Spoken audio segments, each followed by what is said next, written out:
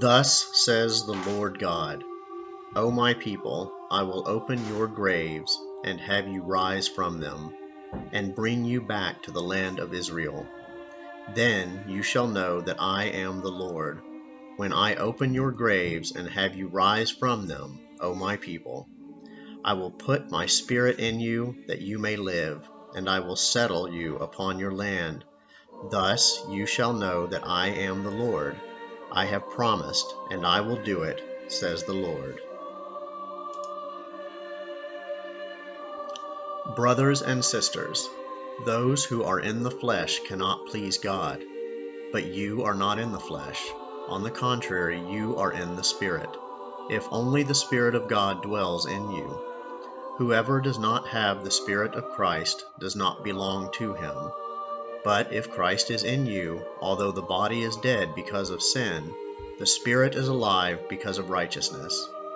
If the Spirit of the one who raised Jesus from the dead dwells in you, the one who raised Christ from the dead will give life to your mortal bodies also, through his Spirit dwelling in you.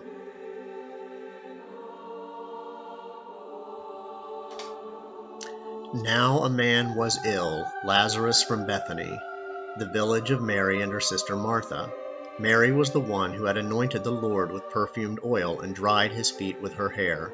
It was her brother Lazarus who was ill.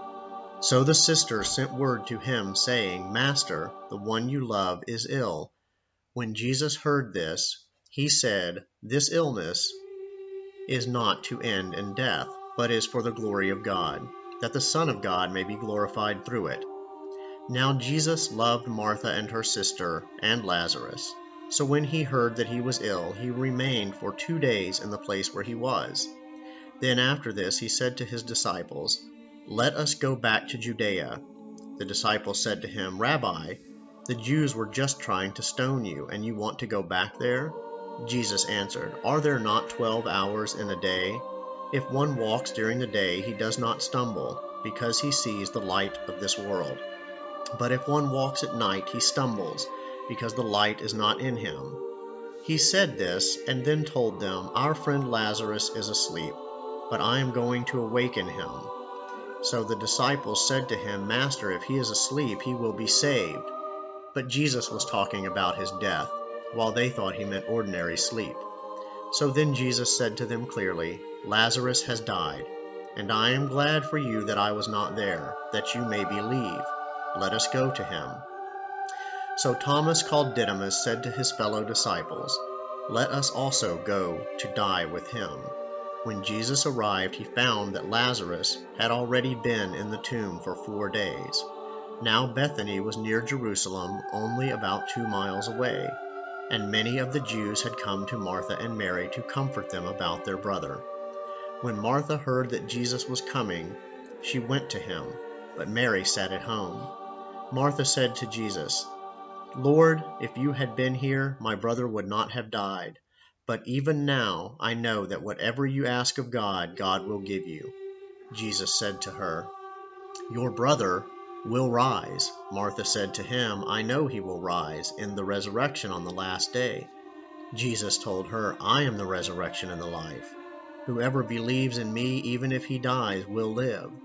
And everyone who lives and believes in me will never die. Do you believe this? She said to him, Yes, Lord. I have come to believe that you are the Christ, the Son of God, the one who is coming into the world. When she said this, she went and called her sister Mary secretly, saying, The teacher is here and asking for you. As soon as she heard this, she rose quickly and went to him, for Jesus had not yet come into the village, but was still where Martha had met him. So when the Jews who were with her in the house comforting her saw Mary get up quickly and go out, they followed her, presuming that she was going to the tomb to weep there. When Mary came to where Jesus was and saw him, she fell at his feet and said to him, Lord, if you had been here, my brother would not have died. When Jesus saw her weeping, and the Jews who had come with her weeping, he became perturbed and deeply troubled and said, Where have you laid him? They said to him, Sir, come and see. And Jesus wept. So the Jews said, See how he loved him. But some of them said, Could not the one who opened the eyes of the blind man have done something so that this man would not have died? So Jesus, perturbed again, came to the tomb. It was a cave, and a stone lay across it. Jesus said, "Take away the stone." Martha, the dead man's sister, said to him, "Lord, by now there will be a stench. He has been dead for 4 days." Jesus said to her, "Did I not tell you that if you believe you will see the glory of God?" So they took away the stone. And Jesus raised his eyes and said, "Father, I thank you for hearing me. I know that you always hear me, but because of the crowd here I have said this, that they may believe that you sent me." And when he said this, he cried out in a loud voice, "Lazarus, come out." The dead man came out, tied hand and foot with burial bands, and his face was wrapped in a cloth. So Jesus said to them, "Untie him and let him go." Now many of the Jews who had come to Mary and seen what he had done began to believe in him.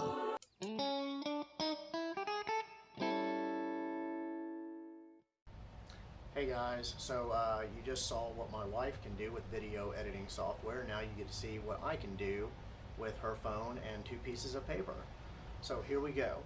First, I hope that you are all doing very well, and I realize that a video Bible study is a very poor substitute for all of us being able to be together. So I hope this finds you well, and I hope this will in some way get us through these next few weeks or months or whatever it may be until we can get back together.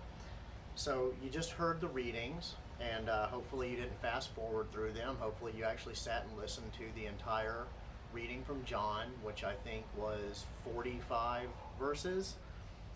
This Sunday is the final Sunday preceding Palm Sunday, marking Jesus' final entry into Jerusalem and the beginning of Holy Week.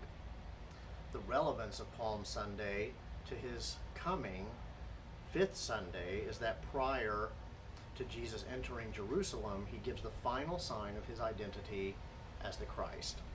The Lenten readings have been building to this culmination so that by the time Jesus finally does enter Jerusalem on Palm Sunday, he enters as the revealed and anticipated Messiah. Isaiah, predominantly, along with the other prophets, notes that the messianic figure will cause the lame to walk, the blind to see, etc., and finally will cause the dead to rise. This week's readings focus on this final work, or the sign that John gives us of the raising of Lazarus. The raising of Lazarus not only fulfills these prophetic ideas and expectations, but in the post-resurrection world that John is writing in, he offers a foreshadowing in the gospel of Jesus' own resurrection, as well as offering comfort to those Christians experiencing persecution in the churches of Asia Minor for their own resurrection at the end of time. A few things I want to note and touch on specifically for these verses, and I do apologize, these will be kind of quick because we don't have the virtue of conversation. But when Jesus is told about Lazarus, he replies, "This illness is not to end in death, but is for the glory of God, that the Son of God might be glorified through it." That is a poignant statement that John gives us, and something that we can really meditate on given our current situation. Jesus is assuring his own disciples, as well as the messenger sent by Martha and Mary, that while we as humans have a limited understanding and only the smallest glimpse of eternity, God's attention, God's will, and God's glory is always present, and nothing is random or accidental. If you will, this is John putting the words of Jesus in a very succinct rephrasing of God's answer to Job from the whirlwind. John then notes that Jesus found Lazarus had been in the tomb for 4 days. Again, John is making a theological point. In first century Jewish culture, a person was not quote-unquote dead until they had been dead for 3 days. The fact that Jesus waits and goes to the tomb on the 4th day has the purpose of dispelling the argument which would have surely come up later with the Pharisees, the Sadducees, etc., that Lazarus was never dead and Jesus did not actually raise him. Interestingly, the same argument is used against Jesus himself in his own resurrection, which is again why Jesus is in the tomb for 3 days, because 3 days would make him officially dead. And so no one could argue that he was never actually dead and therefore never resurrected. Jesus then asserts himself to Martha as the resurrection and the life. Lazarus does not have to wait until the last day to be resurrected, to be brought back to life, because Jesus himself is the incarnation. He is the living embodiment of the last day. So being in that full presence of Christ, Lazarus is welcomed back into life through resurrection. Jesus assures Martha that whoever believes in me, even if he dies, will live, and everyone who lives and believes in me will never die. Again, while Jesus is dealing with a specific incident at hand, John recounts the event to give hope and comfort to the faithful in times of uncertainty and civic upheaval. I hope you can hear me over the airplane that just went over. Remember that all of this is going on, or not the incident with Jesus, but John's writing his gospel during the time of either Nero or Domitian as emperor of Rome, depending on how you want to date John's gospel. Either way, both of them were known for their persecutions, and it was not a great time to be a Christian in the Roman Empire. So presumably, John's followers, John's congregations needed this reassurance in the resurrection. I think we can also easily take this as application for what we're experiencing today, that we live in uncertain times. There's a lot of fear, there's a lot of trepidation, there's a lot of concern about what's coming next. And here Jesus again is reminding us that whoever believes in him will live. I think it's also worth noting that Jesus wept for Lazarus. Even though Jesus knew that he fully intended to go to Lazarus' tomb and raise him, he still wept for him. Jesus is not unfeeling, he's not unkind. He feels the same sadness, the same human emotions that all of us do, and when his friend died, he wept. However, even though Jesus wept for his friend, he reminded them that these events were meant to reveal the glory of God, and that is who he is and who we should seek. We also find John giving us a very typical human response in the crowd that says, "Could not the one who opened the eyes of the blind man have done something so that this man would not have died?" This again shows the short-sightedness of the human beings. They fully believe, because of what Jesus has done previously, that he could cure Lazarus' illness and prevent him from dying, but now that Lazarus is dead, their faith in Jesus is gone. This all-too-human sentiment shows how shallow and narrow our understanding of reality can truly be. We don't see with God's eyes, instead we see with human eyes, and they often deceive us. John even goes so far as to say that Jesus is perturbed at the people's grumbling. Again, then Jesus tells them to move the stone. And I say this is an interesting idea that Jesus says move the stone, because going into Holy Week and going into Easter, we hear that on Easter morning the stone at Jesus' tomb is rolled away. Think about this. Lazarus' tomb, Jesus has to tell the men in the crowd, presumably several men, to move the stone. The stone has to be moved by men from the outside. It is an act of men that will open Lazarus' tomb. However, at Jesus' resurrection, the stone is moved from the inside. All the power is coming from within the tomb rather than from the power of men. It is all the power of God, where here the moving of the stone is the power of men.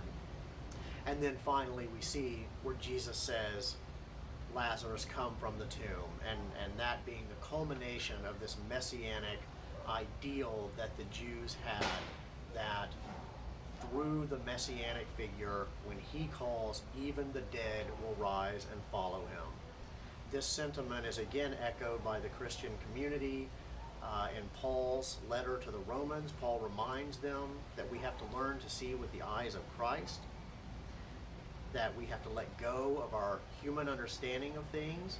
This does not mean that we do nothing in the face of hardship. It doesn't mean that we ignore struggles or pretend that they don't exist. After all, Jesus did raise Lazarus. He didn't tell Mary and Martha that, don't worry about it, Lazarus is going to be fine. And he raised Lazarus with the full knowledge that Lazarus, as a human being, would still live out the rest of his physical life and all that that means, and still die a physical death at the end of it. It does mean, though, that we need to keep everything in perspective. Remember that God is with us. Remember that God knows our struggles and hardships. Remember that God has a plan, even if we don't always understand it. I really hope that this has been worth your time. I will try to put these videos up once a week or so, as long as this is going on. I hope you've enjoyed it. Feel free to email or comment or anything else you want to do. If you have any questions, I'll try to address them in another video. And that said, God bless you. God bless your families. Hopefully you are doing well. And if there's anything we can do for you, let us know. Thank you. Bye.